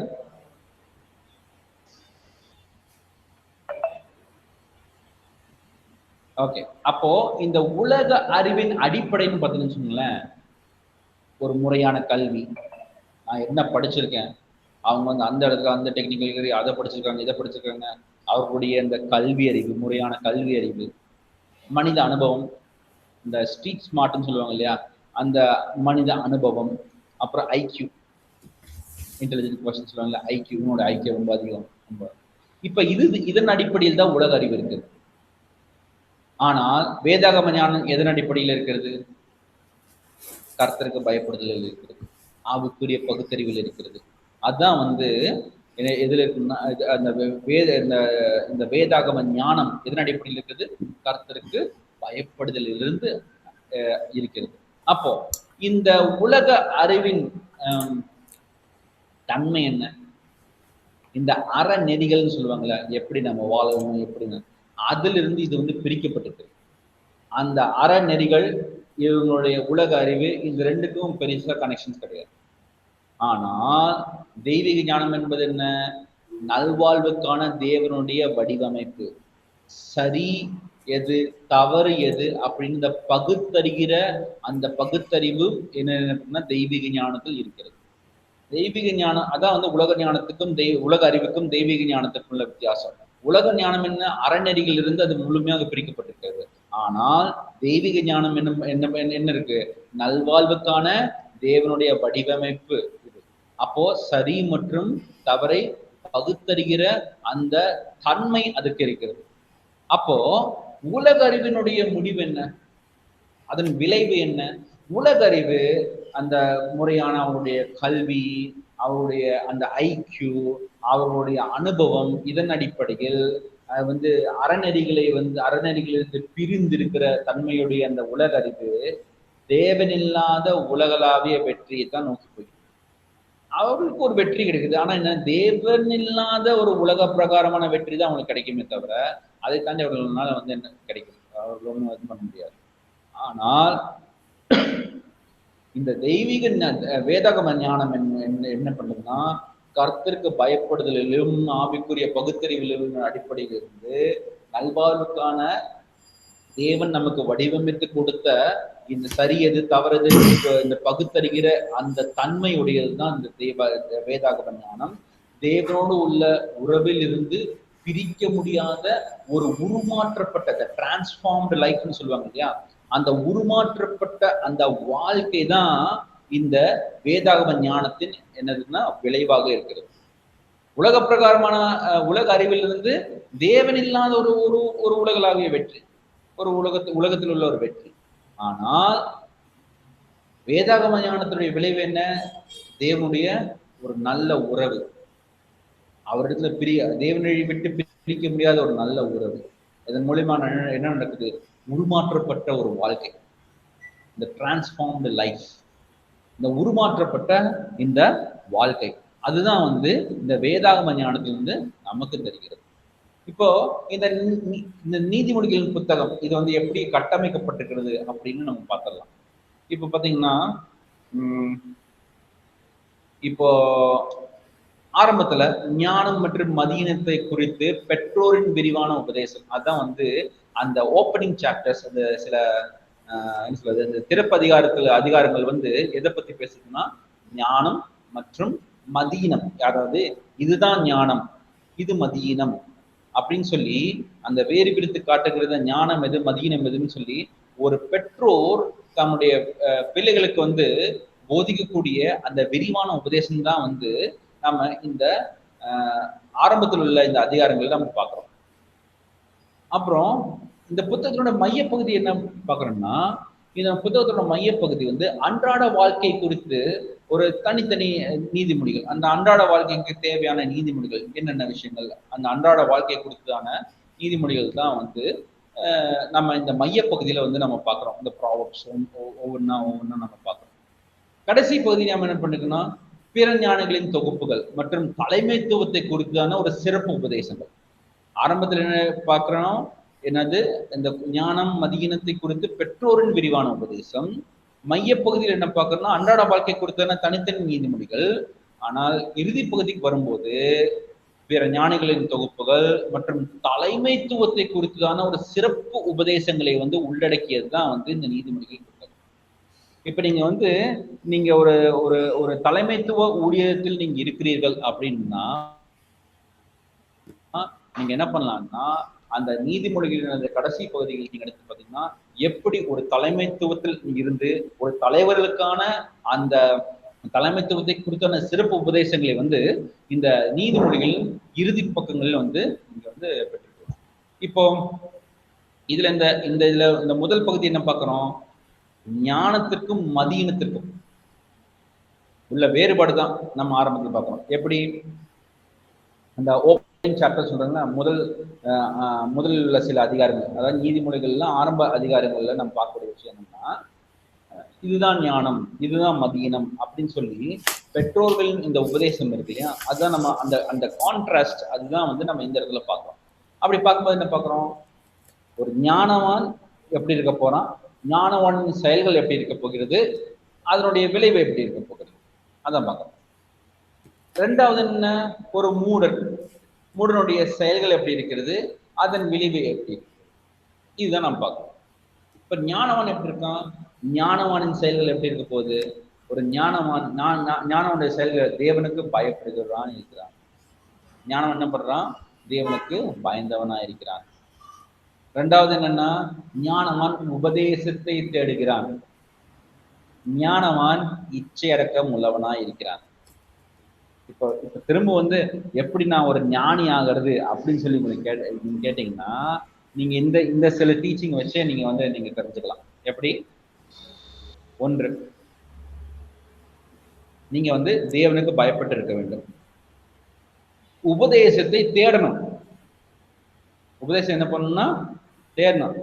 அப்போ வந்து உபதேசம் என்ன, யாராவது வந்து இப்படிதான் இருக்கணும், இதுதான் நல்வழி, இந்த வழியில் தான் நடக்கலாம்னு சொல்லி அந்த ஞான உபதேசங்களை வந்து என்ன பண்ணணும்னா நம்ம தேடி போகணும். நமக்கு வந்து யாராவது ஒருத்தர் வந்து சில பேர் வந்து சொல்லுவாங்க, எனக்கெல்லாம் வந்து அட்வைஸ் எல்லாம் பண்ணாதீங்க, எனக்கெல்லாம் பிடிக்காது, இந்த ஃப்ரீ அட்வைஸ் நீங்களே வச்சுக்கோங்க அப்படின்னு. யாராவது ஒருத்தர் வந்து நம்மளுமே அக்கறையா இருந்து இது நீங்க செய்யுங்க, எதுக்குன்னா போதும் உங்க அட்வைஸ் எனக்கு தேவையில்லை அப்படின்னு சொல்லி சில சமயத்துல சொல்லிடுவோம் இல்லையா. அப்ப என்னன்னா ஒரு ஞானவன் என்ன பண்ணணும்னா உண்மையாவே உபதேசத்தை தேடுகிறவர்களா இருக்க வேண்டும். நீங்க உபதேசத்தை தேடலைன்னா நீங்களே கேட்டுக்கோங்க, நான் உண்மையாலே ஞானவன் தானா அப்படின்னு நீங்களே கேட்டுக்கலாம். முதலாவது தேவனுக்கு பயப்பட வேண்டும், இரண்டாவது உபதேசத்தை தேட வேண்டும், மூணாவது ஞானவான்கள் ஒரு முக்கியமான ஒரு இது என்னன்னா இச்சையடக்கம் உள்ளவனா இருக்க வேண்டும். எப்படி இருக்கணும், இச்சையடக்கம் உள்ளவர்களாய் இருக்க வேண்டும். ஏன் அப்படின்னு சொல்றப்ப ஒருவேளை இச்சை அடக்கம் இல்லை என்ன நடக்கும், அப்போ தனக்கு வேணும் அப்படிங்கிற விஷயத்த, அந்த தான் அப்படிங்கிற சிந்தனைகள் தான் அந்த இச்சைகள் இருக்கும். அப்போ ஞானம்ங்கிறது என்ன? கர்த்தருக்கு பயப்படுந்து, கர்த்தருக்கு கீழ்ப்படிந்து, கர்த்தருடைய திட்டத்தை செயல்படுத்துறது தான் ஞானம். ஆனா இச்சையை அடக்க முடியாதவர்கள் என்ன பண்ணணும்னா, அந்த தன்னுடைய திட்டம், தனக்கு என்ன வேணும் அப்படிங்கிற விஷயத்த ஒதுக்கி வைக்க முடியாது. ஏன்னா அவங்க இச்சை தான் அவங்களுக்கு இச்சையை தான் அவங்க அடக்க முடிய மாட்டேங்குது. அதனால் கர்த்தருக்கு கீழ்ப்படுத்துவதற்கு இச்சை அடக்கம் அப்படிங்கிறது ரொம்பவே முக்கியம். அப்போ ஒருவன் தேவனுக்கு பயப்பட்டு உபதேசத்தை தேடி இச்சை அடக்கும் உள்ளவனாய் இருந்தால் அவனுடைய வாழ்க்கையில எப்படி இருக்கணும்? ஒரு வாழ்க்கையில நிலைத்தன்மை இருக்கும், ஆசீர்வாதம் இருக்கும், ஆவிக்குரிய வளர்ச்சிகள் இருக்கும். இதுதான் அதனுடைய விளைவு. எப்படி? ஒரு ஞானவான் தேவனுக்கு பயப்பட்டு உபதேசத்தை தேடி இச்சையடக்கம் உள்ளவனாய் இருந்தால் அவனுடைய வாழ்க்கை என்ன எப்படி இருக்குன்னா, ஒரு நிலைத்தன்மையுள்ள வாழ்க்கையாகவும், ஆசீர்வாதம் உள்ள வாழ்க்கையாகவும், ஆவிக்குரிய வளர்ச்சி உள்ள வாழ்க்கையாகவும் என்ன பண்ணுவோம்? மாறும். அப்படிங்கிற விஷயம்தான் இந்த இந்த ஆரம்ப அதிகாரங்கள் நம்ம பார்க்கணும். சரி, மூடர் என்ன பண்றானுங்க? மூடர்களுடைய செயல் எப்படி இருக்கு? திருத்துதலை நிராகரிக்கிறான். யாராவது வந்து இது இல்லப்பா, இது கரெக்ட் பண்ணி இப்படி பண்ணா அதை நாங்க செய்யவே மாட்டோம். அப்போ யாராவது ஒருத்தர் வந்து ஒரு கரெக்ஷன் கொடுக்குறாங்க, திருத்துதலை கொடுக்குறாங்க, அந்த திருத்துதலை என்ன பண்றான்? நிராகரிக்கிறாங்க. ஒருத்தன் வந்து மூடனா இருந்தா இப்படிதான் இருப்பான். அப்ப நமக்குள்ள இந்த ஒரு வேலை, இந்த மாதிரி ஒரு சில விஷயங்களை தான் நம்ம அதை புறக்கணிக்க வேண்டும். அப்படிப்பட்ட இந்த செயல்கள் நம்முடைய வாழ்க்கையில் இருக்கவே கூடாது. ரெண்டாவது, சத்தியத்தை புறக்கணிக்கிறான். மூடன் என்ன பண்றான்னா, திருத்துதலை நிராகரிக்கிறான், சத்தியத்தை புறக்கணிக்கிறான். அப்புறம் மூணாவது விஷயம் தெரியுங்களா? மனம் போன வாழ்க்கையில் வாழ்கிறான். எப்படி? மனம் போன போக்கில் வாழ்கிறான். அப்போ ஒரு மூடன் திருத்துதலை நிராகரித்து சத்தியத்தை புறக்கணித்து மனம் போன போக்கில் அவன் வாழ்கிறான். அதனுடைய விளைவு என்ன? அழிவு, ஏமாற்றம், ஆவிக்குரிய வீழ்ச்சி. இதான் அழிவு, ஏமாற்றம், ஆவிக்குரிய வீழ்ச்சி. இதுதான் வந்து இந்த ஆரம்ப அதிகாரத்துல முக்கியமா நம்ம வந்து இதை வந்து ஒரு ஜெனரலைஸ் பண்ணி பார்த்தோம்னா இதுதான் நம்ம பார்க்க போறோம். ஒரு ஞானவான் தேவனுக்கு பயந்து உபதேசத்தை தேடி இச்சையடக்கம்லாம் இருந்ததுனால் அவனுடைய வாழ்க்கையில் நிலைத்தன்மையும், ஆசீர்வாதம், ஆவிக்குரிய வளர்ச்சி உண்டாயிருக்கிறது. ஆனால் மூடனும் அவன் திருத்துதலை நிராகரித்து சத்தியத்தை புறக்கணித்து மனம் போன போக்கில் வாழ்வதனால் அவனுக்கு அழிவும், ஏமாற்றமும், ஆவிக்குரிய வீழ்ச்சியும் தான் அவனுடைய வாழ்க்கையில் நடக்கிறது. அப்படிங்கிற விஷயத்த வந்து இந்த ஆரம்பத்தில் நம்ம இதை பார்க்கணும். சரிங்களா? இப்போ அடுத்து என்ன பண்ணோம்? இந்த உருவகப்படுத்தப்பட்ட ஞானம். இங்க வந்து என்னன்னா இரண்டு குரல்கள் ஒலிக்கிறது. அது என்னன்னா, ஒரு மதியினத்தின் அந்த வஞ்சனை குரலும் ஒலிக்குது, ஞானத்தின் அழைப்பு ஒலிக்குது. இப்ப வந்து என்னன்னா, ஞானம் உங்களை அழைக்கிறது அப்படிங்கிற மாதிரி ஒரு உருவகப்படுத்தப்பட்ட ஒரு லிட்ரேச்சர்ல வந்து நீங்க நீதிமொழிகள் இதை படிச்சு பார்க்கலாம். சரிங்களா? ஞானம் என்பது ஒரு பெண் மக்களை ஜீவனின் பாதைக்கு அழைப்பதாக உருவகப்படுத்தப்பட்டுள்ளது. அவள் வழிகாட்ட ஆர்வமாக இருக்கிறாள். அப்ப ஞானம் வந்து ஒரு பெண்ணை போல வந்து இங்க உருவகப்படுத்தப்பட்டிருக்கிறது. என்னது? அது வந்து ஞானத்தின் அழைப்பு. ஞானம் என்பது ஒரு பெண் மக்களை என்ன பண்ற? ஜீவனின் பாதைக்கு அழைப்பதாக உருவகப்படுத்தப்பட்டுள்ளது. எப்படி? அவன் வந்து அவள் வழிகாட்ட ஆர்வமா இருக்காள். ஆனால் மதியினம்னா வஞ்சனையும் ஒண்ணு இருக்கு. மதியினமும் மக்களை அழிவை நோக்கி ஈர்க்கும் ஒரு பெண்ணாகவும் சித்தரிக்கப்படுகிறது. அப்ப இன்னொரு பெண் என்ன பாக்குறோம்னா, மதியினமும் மக்களை அழிவை நோக்கி ஈர்க்கும் ஒரு பெண்ணும் இதுல இருக்கா. இப்ப இரண்டு குரல்கள் இருக்கிறது. இந்த இரண்டு குரல்களுக்கு எந்த குரலுக்கு நீங்கள் செவிசாய்க்க போகிறீர்கள்? நீங்கள் எதற்கு செவிசாய்க்க போகிறீர்கள் அப்படிங்கிறத கேள்வி. அப்ப என்னன்னா, இந்த உலகத்தில் ரெண்டு குரல்கள் நீங்க கேட்பீங்க. ஞானத்தின் குரலும் கேட்பீங்க, மதியினத்தின் குரலும் கேட்பீங்க. தெய்வீக ஞானமான ஆவிக்குரிய வாழ்க்கைக்கான குரலையும் கேட்பீங்க. அப்புறம் என்ன, மதியினமான உலக பிரகாரமான வாழ்க்கைக்கான குரலையும் கேட்பீங்க. எல்லா மனிதனும் இந்த ரெண்டு குரல் கேட்போம். அந்த இரண்டு குரல்கள் எந்த குரலுக்கு நாம் செவிசாய்க்க போகிறோம் அப்படிங்கிறது தான் வந்து ஒரு முக்கியமான ஒரு கேள்வியாக இருக்கிறது. அப்போ இதை வந்து நம்ம தெரிஞ்சுக்கணும். அப்போ அடுத்து பார்த்தீங்கன்னா, அது அன்றாட வாழ்க்கைக்கான ஞானம். அன்றாட வாழ்வில் ஞானம் ஆவிக்குரிய காரியங்களுக்கும் சாதாரண பொறுப்புகளுமிடையே எந்த பிரிவும் இல்லை. பாத்தீங்கன்னா நீங்க சின்ன விஷயமா இருந்தாலும் சரி, பெரிய விஷயமா இருந்தாலும் சரி, அது உறவுகளா இருந்தாலும் சரி, பொருளாதாரமா இருந்தாலும் சரி, அப்புறம் வந்து நம்ம பேசுற நம்மளுடைய கம்யூனிகேஷன், நம்ம எப்படி ஒருத்தர் பேசுறோம், அப்புறம் வந்து நம்முடைய வேலைகள், அப்புறம் வந்து நம்ம எப்படி வந்து நம்ம பிள்ளைகளை வளர்க்கிறோம், இது எல்லாத்துலயுமே வந்து எல்லாத்தையும் குறித்து வந்து இந்த இந்த நீதிமொழிகள் புத்தகம் பேசுது. என்ன பேசுகிறது? இப்போ உறவுகளை குறித்து என்ன, நட்பு, திருமணம் அது எப்படி இருக்கணும் அப்படிங்கிற அந்த அன்றாட வாழ்க்கை குறித்தும் பேசுகிறது. பொருளாதாரத்துல வந்து எப்படி நேர்மையாக இருக்க வேண்டும், ஒரு எப்படி வந்து நன்றாக உழைக்க வேண்டும் அப்படிங்கிற விஷயத்தையும் இது பேசுகிறது.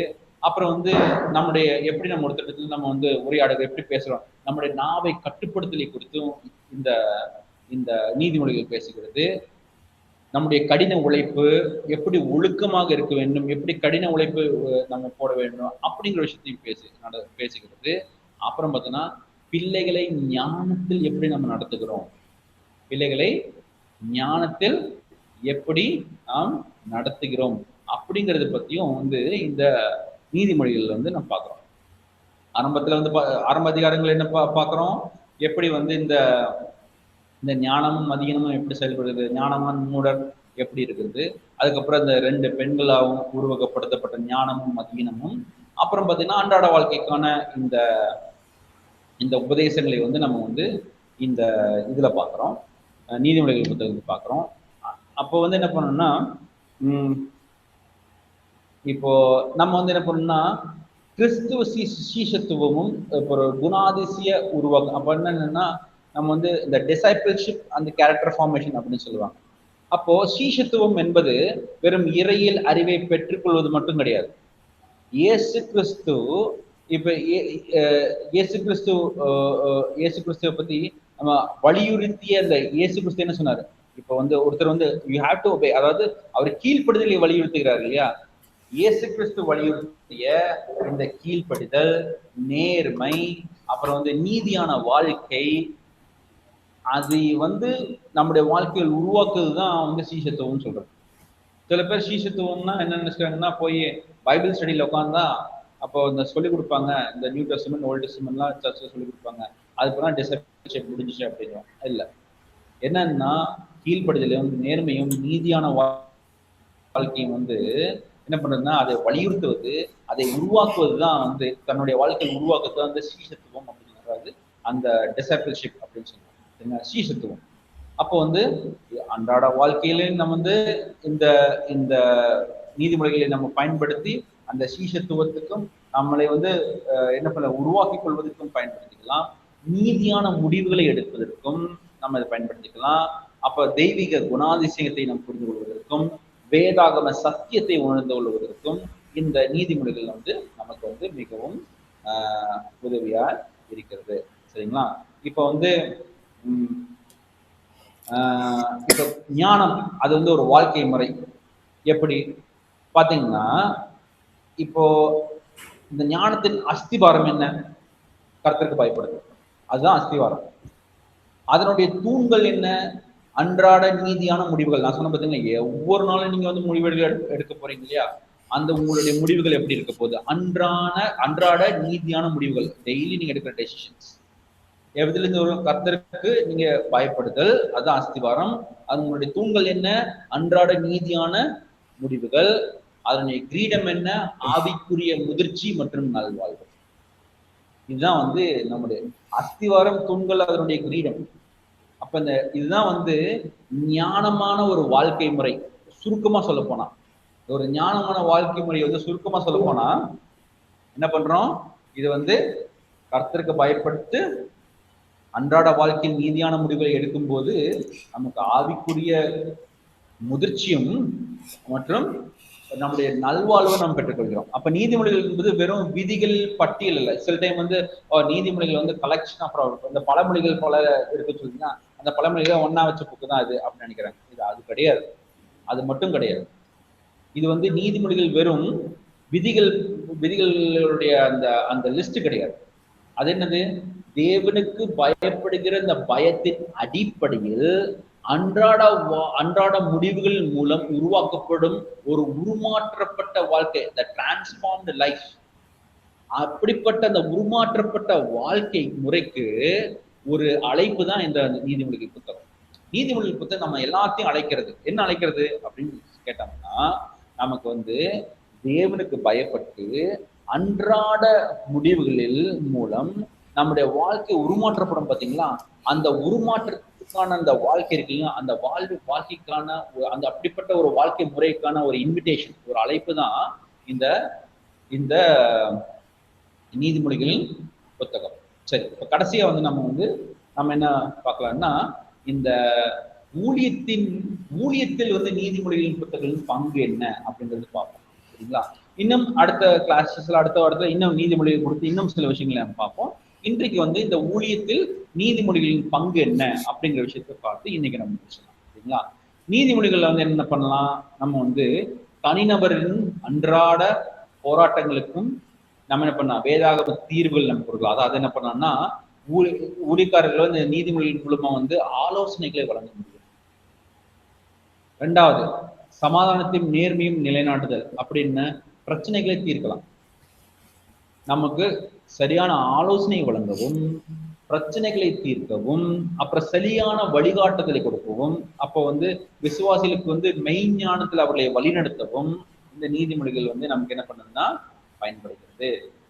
அது மாத்திரமில்ல, தலைமைத்துவ முடிவுகள், ஒரு விவேகமான நீதியான தீர்மானங்களை எடுப்பதற்கு இந்த இந்த நீதிமொழிகளின் புத்தகம் நமக்கு வந்து மிகவும் பயனுள்ளதா இருக்கிறது. சரிங்களா? அப்போ ஊழியத்தில் என்ன பண்ணலாம், ஒரு நல்ல ஆலோசனை ஆலோசகர், அதாவது நல்ல கவுன்சிலிங் கொடுக்கணும்னு நீங்க நினைக்கிறீங்களா, அப்ப நீங்க என்ன பண்ணலாம், நீதிமொழிகள் வந்து அதிகமாக படிக்கணும்.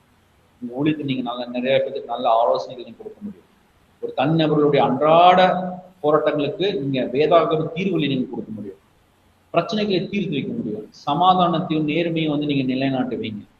அப்புறம் வந்து என்ன பண்ணா, விசுவாசிகளுக்கு ஒரு மெய்யான ஞானத்தில் வழிநடத்த. இப்பெல்லாம் பாத்தீங்கன்னா ஒரு சில இடத்துல பாத்தீங்கன்னா, இப்ப சர்ச்சே வந்து பாத்தீங்கன்னா வந்து ஒரு சில இடத்துல பாத்தீங்கன்னா சர்ச்சை வந்து மோட்டிவேஷன் ஸ்பீச் மாதிரி ஆயிடுச்சு. பாஸ்டர் பிரசங்கம் பண்றது motivation speech, pastor life coach மாதிரி ஆயிடுற. அப்படியே வந்து இந்த ப்ராஸ்பரிட்டி காஸ்பல் அது இதுன்னு போயிட்டு இருக்கு. அந்த மாதிரி இல்லை. இது என்னன்னா மெய்யான தேவ ஞானம்.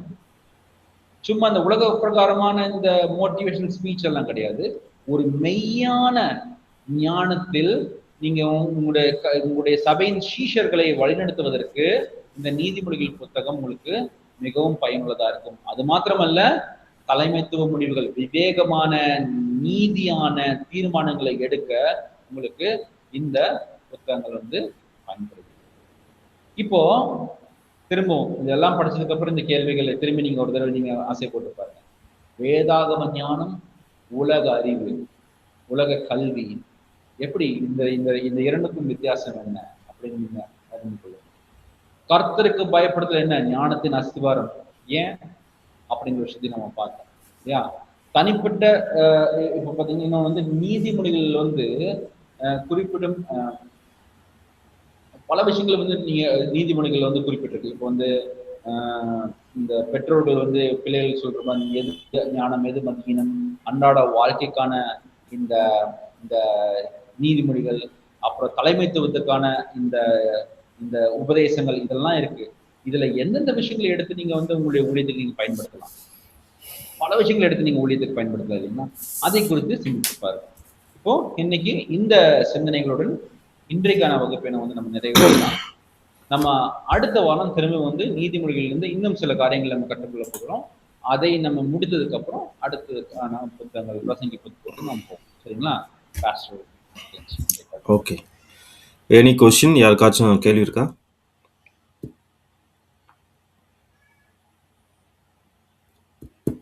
ஓகே, அப்படி இல்லைன்னு நம்ம வந்து க்ளோஸ் பண்ணலாம். இன்னைக்கு நீங்கள் எடுத்த நோட்ஸை வந்து நீங்கள் இப்போ என்ன செய்யலாம், நீங்கள் வந்து இமெயில் பண்ணிடலாம், யாரும் மிஸ் பண்ண வேண்டாம்.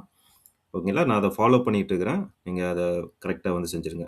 ஸோ அடுத்து வந்து ரெண்டாவது காரியம் வந்து, நான் ஏற்கனவே ஆரம்பத்தில் இந்த கிளாஸினுடைய பிகினிங்கில் வந்து நான் சொன்னேன், கரெக்டாக 6:55க்கு என்ன செஞ்சுருங்க, நீங்கள் வந்து லாகின் பண்ணிடுங்க. சரிங்களா? நிறைய பேர் கொஞ்சம் லேட்டாக வரீங்க, ப்ளீஸ் அதை வந்து நெக்ஸ்ட் கிளாஸில் வந்து அவாய்ட் பண்ணிடுங்க. இந்த சப்ஜெக்ட்ல வந்து ஒருவேளை 4-5 கிளாஸ் வந்து நீங்க மிஸ் பண்ணீங்க அப்படின்னா, நீங்க மறுபடியும் என்ன செய்யணும்? இந்த சப்ஜெக்ட்ட வந்து நீங்க படிக்கணும். சரிங்களா? ஏன்னா 4-5 கிளாஸ்ன்னு சொல்லும்போது, 5, 6, 7 மணி நேரம் என்ன செய்றீங்க? நீங்க வந்து மிஸ் பண்றீங்க. ஏன்னா 7 மணி நேரம் மிஸ் பண்ணி இந்த சப்ஜெக்ட்ல வந்து நீங்க பெரிய விஷயத்த வந்து உங்களால வந்து லேர்ன் பண்ண முடியாது. ஸோ அதனால அட்டெண்டன்ஸ் வந்து ரொம்ப ரொம்ப முக்கியமானது. அட்டெண்டன்ஸ் வந்து கட்டாயமாக நீங்க அதில பிரசன்ட் ஆயிருக்கணும். சரிங்களா? 15 கிளாஸ் அப்படின்னா 15 கிளாஸ் நீங்க அட்டெண்ட் பண்ணணும். ரொம்ப எமர்ஜென்சிங்கிற பட்சத்தில வந்து 1 கிளாஸ் 2 கிளாஸ வந்து நீங்க மிஸ் பண்ணலாம். அத நான் ரிப்பீட் பண்ணிட்டே இருக்கிறேன். ஒரு சிலர் வந்து அத கேட்டும் நீங்க மறுபடியும் என்ன செய்றீங்க? ஆப்சென்ட் ஆயிறீங்க. அது வேலிடான ரீசனும் கூட எனக்கு என்ன செய்யல. நீங்க வந்து மெசேஜ் வந்து பண்ணல ஒரு சிலர். சரிங்களா? அது இப்ப இருக்கிறவங்க வந்து ரெகுலர் அட்டெண்ட் பண்றீங்க. No problem. பாராட்டக்கூடிய விஷயம். நீங்க அப்படியே என்ன செய்யுங்க? கீப் அப் பண்ணுங்க. யாரும் மிஸ் பண்ணிற வேண்டாம். இன்னைக்கு ஒரு சிலர் வந்து என்ன செஞ்சுட்டீங்க? மிஸ் பண்ணிட்டீங்க. மறுபடியும் அவர்கள் மிஸ் பண்ணுவாங்க அப்படின்னா, அவங்க என்ன செய்யணும்? இந்த சப்ஜெக்ட் வந்து மறுபடியும் படிக்கணும். சரிங்களா? ஸோ ஆகையினால இதில கலந்திருக்கிறவங்க வந்து கொஞ்சம் ஞானமா, கவனமாக, உற்சாகத்தோட என்ன செய்யுங்க? இதில பங்கெடுங்க. உங்களுக்கு நிச்சயமாக என்ன செய்யும்? பிரயோஜனமாக இருக்கும். பிரயோஜனமா இருக்கா? கொஞ்சம் தம்ஸ் அப் குடுங்களேன். இன்னைக்கு உள்ள கிளாஸ் வந்து எனக்கு பிரயோஜனமா இருந்துச்சு. தம்ஸ் அப் குடுங்க. Okay, okay, okay. காரியங்களை கற்றுக் கொடுத்தார் sir. Okay, okay, okay. Thank you. அதுதான் வேணும். ஓகே.